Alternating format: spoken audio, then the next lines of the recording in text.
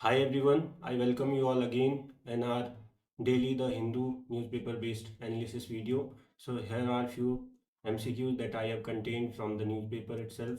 So let's just start. The first question, which is very much simple that we can see is which ministry releases the NIRF rankings, जिसमें हम सारे जो भी हमारे institutions हैं nation wise, चाहे वो प्रीमियर इंस्टीट्यूशंस हो चाहे वो बाकी इंस्टीट्यूशंस हो, उनको रैंकिंग देते हैं, है ना। तो ये आपका कौन करता है? Simply ministry of education. बहुत सिंपल क्वेश्चन, आगे चलते हैं।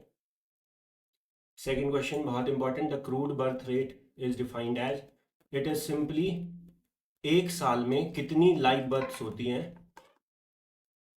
अगर हम 1000 पॉपुलेशन के हिसाब से देखें। जैसे परसेंटेज क्या होता है पर 100 ना, कि 100 में से कितना, वैसे ही कि अगर पॉपुलेशन को हजार हजार के ग्रुप्स में बांट दिया जाए तो हर हजार पॉपुलेशन में मतलब कितना आपका साल में बच्चे पैदा हुए, number of live birth, death birth नहीं, मतलब कि स्टेल बर्थ जो होते हैं उनको नहीं काउंट करते हैं ना। ऑब्वियस सी बात है। अब देखो ध्यान से, ये कैसे होगा, बहुत सिंपल है। अगर मान लो साल में 5 लाख बच्चे आए और आपका टोटल पॉपुलेशन साइज है 1 लाख, तो पहले आप 1 लाख को 1000 से कंपेयर करो और फिर उस हिसाब से अगर हजार हजार के ग्रुप में बांटोगे तो 5 लाख का कितना कितना पोर्शन आपको मिलेगा। तो सिंपली क्या करोगे आप, 5 लाख बाई 1 लाख, तो ये क्या आ गया, 5 का फैक्टर है, इंटू कर दोगे आप 1000। तो इसका मतलब अगर 1 लाख के लिए 5 लाख है तो हजार लोगों के लिए कितना आएगा, 5000 लाइव बर्थ हुई, है ना। तो ये आपको समझना पड़ेगा। आगे चलते हैं, सिंपल है। The total fertility rate refers to, तो simply the average number of a children, जो कि एक वुमेन अपनी रिप्रोडक्टिव स्पैन जो भी उसका होता है, जिसमें वो कितने बच्चों को जन्म दे सकती है थ्रू आउट हर रिप्रोडक्टिव स्पैन जो भी होता है, जिस टाइम पे वो बच्चे बेयर कर सकती है ना। और उसमें आपका जो एज स्पेसिफिक फर्टिलिटी रेट्स है उनको भी वैल्यू दी जाती है। बहुत सिंपल है ना। इससे हम फैमिली साइज एंड ऑल ये सब चीज़ें स्टडी करते हैं। The state of Malacca, state of Malacca आपको पता होगा, ये आपका मलाई पेनिनसुला एंड होता है यहाँ पे सिंगापुर के पास, और यहाँ पे आपका सुमात्रा आइलैंड है जो कि इंडोनेशिया में आता है, सुमात्रा जावा। तो इसके बीच में जो स्टेट जाती है उसको क्या बोलते हैं, मलक्का स्टेट, है नहीं। बहुत सिंपल है। It is a narrow state, आपको पता होना चाहिए। नैरो वाटर बॉडी का जो पैसेज होता है जो दो बड़ी वाटर बॉडीज को कनेक्ट करता है, just like isthmus land body, है ना। Who is the ex official chairperson of GST council?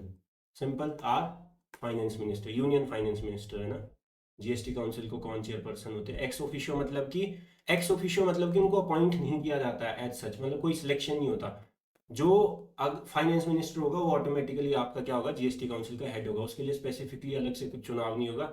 Just like our honourable vice president of India is also the chairperson of our Rajya Sabha, है ना।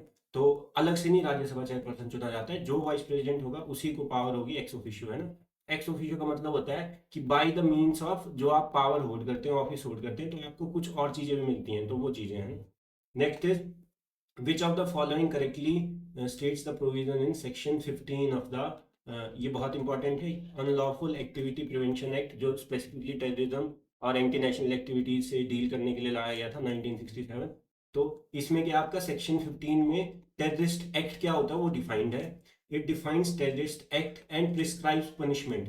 Punishment कितना, minimum of 5 years की imprisonment हो सकती है या लाइफ इंप्रिजनमेंट, मतलब 5 years से लेके लाइफ इंप्रिजनमेंट। और इसमें जो इंपॉर्टेंट है आपको याद रखना है कि आपका Indian as well as foreigners को भी चार्ज किया जा सकता है यूएपीए में, है ना। और यूएपीए बहुत स्ट्रिक्ट लॉ होता है, आपको पता है। ये वैसा लॉ है जहां पे बर्डन ऑफ प्रूफ किसके ऊपर होता है, जिसके जो एक्यूज होता है उसी के ऊपर। मतलब जनरली हम क्या मानते हैं 99% ऑफ द केसेस में इंडिया में, कि इनोसेंट अंटिल प्रूवन गिल्टी, है ना, कि जब तक आप गिल्टी नहीं है तब तक आपको इनोसेंट की तरह लिया जाता है। लेकिन यहाँ पे उल्टा होता है, यहाँ पे होता है गिल्टी अंटिल प्रूवन इनोसेंट, है ना। तो ये आपको समझना पड़ेगा। So that's all for the day, है ना। काफी कम क्वेश्चंस थे, बट वही क्वेश्चंस थे जो बहुत इंपॉर्टेंट थे। तो thank you so much, let's see you all in the next video.